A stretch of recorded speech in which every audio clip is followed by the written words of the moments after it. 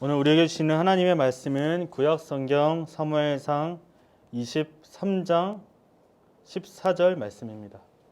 다윗이 광야 요새에도 있었고 또 십광야 산골에도 머물렀으므로 사울이 매일 찾되 하나님이 그를 그의 손에 넘기지 아니하시니라. 아멘. 다윗은 사울을 피해 도망치는 도망자의 신세입니다. 하지만 이제 더 이상 외로운 혼자가 아니죠. 그렇게 다윗을 중심으로 아둘람 공동체가 형성이 됩니다. 그리고 나서 다시 헤레스풀이라는 곳으로 돌아옵니다. 어느 날 한 가지 소식을 듣게 되는데요. 그일라가 블레셋으로부터 침략을 받고 있다는 이야기를 듣게 되는 거죠. 도망자 신세가 이렇게 전쟁에 나가면 어떤 문제가 발생해요? 그러면 사울이 자신을 잡으러 올지도 모르기 때문에 숨어 있어야 되는 상황인 것이죠. 이런 상황인데도 다윗은 그일라를 가기로 결정을 합니다.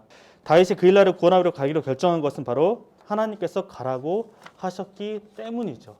불과 얼마 전에 다윗은 혼자 있을 무렵 혼자가 된 상황에서 노비란 곳으로 가드란 곳으로 사울을 피해 도망쳤죠. 우리 계속 예배 오신 분들은 스토리 다 기억하고 계실 겁니다. 그 노부로 가고 가드로 가는 과정 가운데 하나님께 묻는 장면이 등장하지 않는다는 거죠. 하지만 이번에는 달랐습니다. 자신의 생각을 따라 결정하는 것이 아니라 어떻게 하고 있어요? 하나님께 묻고 있는 것이죠. 하나님의 뜻을 구하고 있는 것입니다. 그리고 하나님의 약속하셨던 것처럼 다윗은 그일라로 가서 블레셋을 크게 무찌르고 그들을 구원합니다. 자, 그런데 우리가 처음에 얘기했던 것처럼 우려했던 일이 벌어지는 거예요. 어떤 일이 벌어지냐면 바로 이 사울이 이 소식을 듣게 됩니다. 그리고 군대를 이끌고 다윗을 잡으려 옵니다. 절체절명의 위기 속에서 다윗은 하나님께 다시 묻습니다. 하나님께 두 가지 질문을 합니다. 첫째, 진짜 사울이 이곳으로 오는지. 두 번째, 그일라 사람들이 자신을 넘길 건지에 대한 묻습니다. 이 두 질문에 대해서 하나님은 어떻게 답을 주시냐면요. Yes, 사울이 올 거고 그일라 사람들이 너를 사울에게 넘겨줄 거야 라고 응답해 주십니다. 결과는 어떻게 됐냐면요. 23장 14절입니다. 그래 다윗은 광야의 산성을 찾아다니며 숨어 살았다. 그는 바로 십광야의 산간지역에 살았다. 그동안 사울은 날마다 다윗을 찾지만 하나님이 다윗을 사울의 손에 넘겨주지 않으셨다.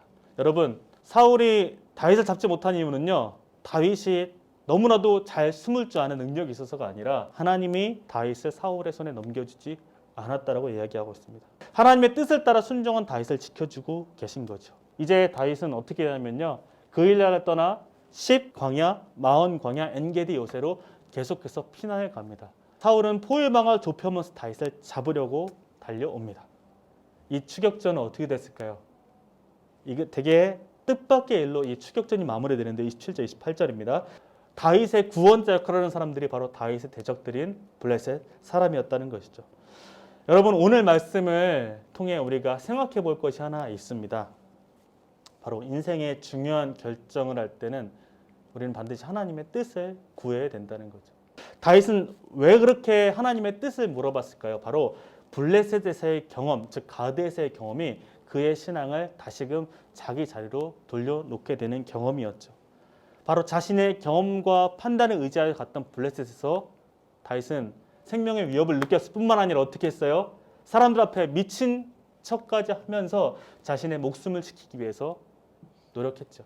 그리고 그가 그 자리를 떠나 깨닫게 된 것이 무엇이냐면 내가 생각하는 어떤 곳이 나에게 소망이 있고 안전한 곳이 아니라 오직 하나님을 피난처로 둘 때, 하나님께만 소망을 둘 때 내 삶이 가장 안전하고 가장 확실하구나를 깨닫게 됐다는 거죠. 그래서 다윗은 그 이후에부터 어떻게 해요? 어떤 선택의 순간마다 하나님의 뜻을 묻는 것이죠.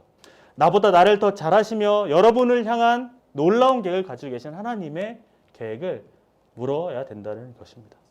우리에게도 하나님의 뜻을 알려줄 수 있는 여러 가지 길이 있습니다.